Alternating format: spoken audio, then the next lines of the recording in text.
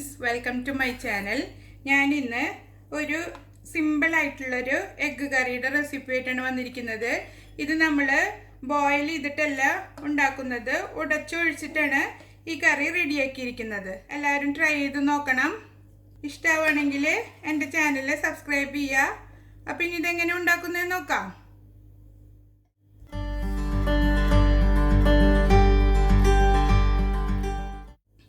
Egg കറി റെഡിയാക്കാൻ വേണ്ടിയിട്ട് ഒരു പാൻ അടുപ്പത്ത് വെച്ചിട്ട് ഞാൻ ഒരു 2 ടേബിൾ സ്പൂണ് ഓയിൽ ഒഴിച്ച് കൊടുത്തിട്ടുണ്ട്.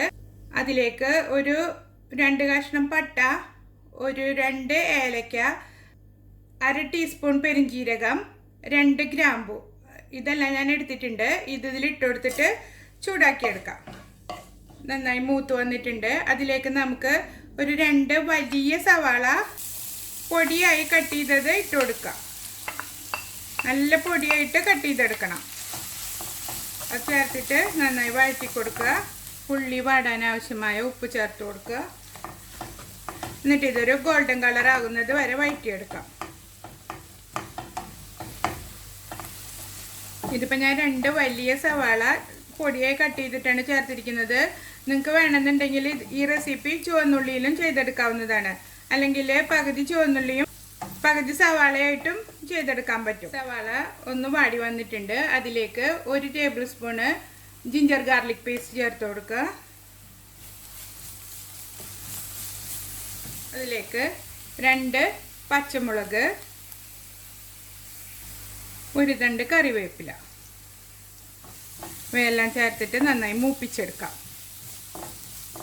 ഇത് എളുപ്പത്തിൽ ചെയ്തെടുക്കാൻ പറ്റിയ മുട്ടക്കറിയാണ്. നമ്മളിത് ഇതിലേക്ക് തന്നെ ഉടച്ചൊഴിച്ചിട്ട് വേവിച്ചെടുക്കണതായതുകൊണ്ട് ഒറ്റ പാനിൽ തന്നെ നമുക്ക് റെഡിയാക്കി എടുക്കാൻ പറ്റും. സവാള നന്നായി വാടി വന്നിട്ടുണ്ട്. ഇനി ഇതിലേക്ക് മസാലകൾ ചേർത്ത് കൊടുക്കാം. ഒരു 1/2 ടീസ്പൂണ് മഞ്ഞൾപ്പൊടി, 1 ടീസ്പൂണ് ഗരം മസാലപ്പൊടി, 1 ടീസ്പൂൺ മുളക് പൊടി നിങ്ങളുടെ ഇഷ്ടത്തിനനുസരിച്ചിട്ട് എടുക്കണം.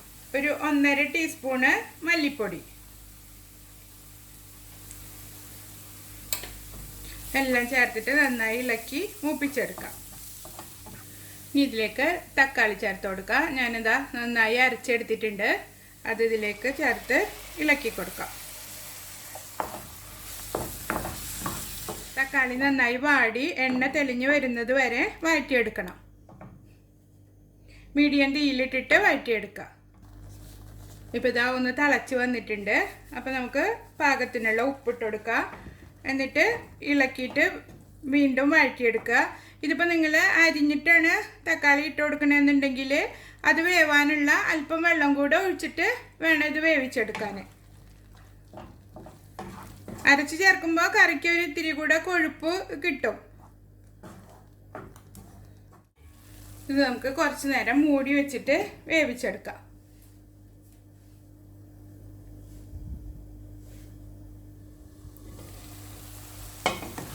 കറി നന്നായി കുറുകി വന്നിട്ടുണ്ട്. കണ്ട തക്കാളിയിലെ വെള്ളമെല്ലാം വറ്റി നല്ല പരണ്ടിരിക്കുന്ന പരുവത്തിലായിട്ടുണ്ട് നമ്മുടെ മസാല. ഇനി ഇതിലേക്ക് നമുക്ക് പാകത്തിന് വെള്ളം ഒഴിച്ചു കൊടുക്കാം. അതായത് ഇപ്പോൾ 1 കപ്പ് വെള്ളം ഒഴിച്ചിട്ടുണ്ട്.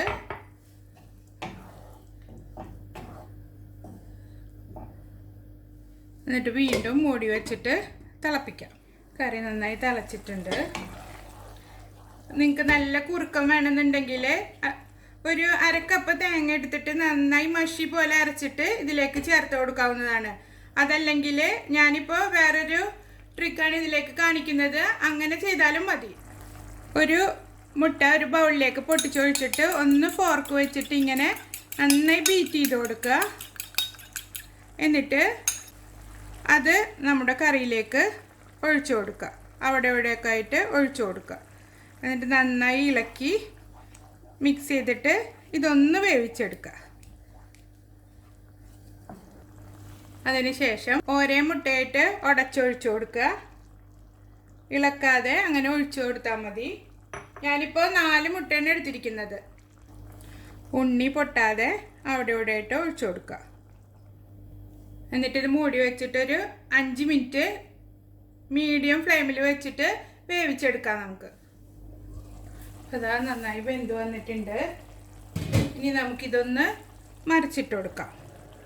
നിങ്ങൾക്ക് ഇങ്ങനെ തന്നെ മതി എന്നുണ്ടെങ്കിൽ മറിച്ചിടേണ്ട ആവശ്യമില്ല കേട്ടോ.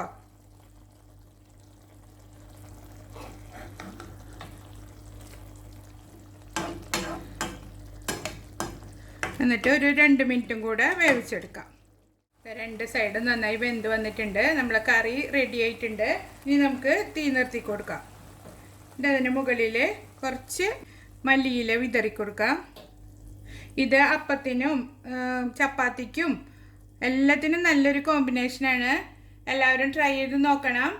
ഇഷ്ടമാവുകയാണെങ്കിൽ എന്നും പറയുന്ന പോലെ എൻ്റെ ചാനൽ സബ്സ്ക്രൈബ് ചെയ്യാനും ലൈക്ക് ചെയ്യാനും ഷെയർ ചെയ്യാനും മറക്കരുത്.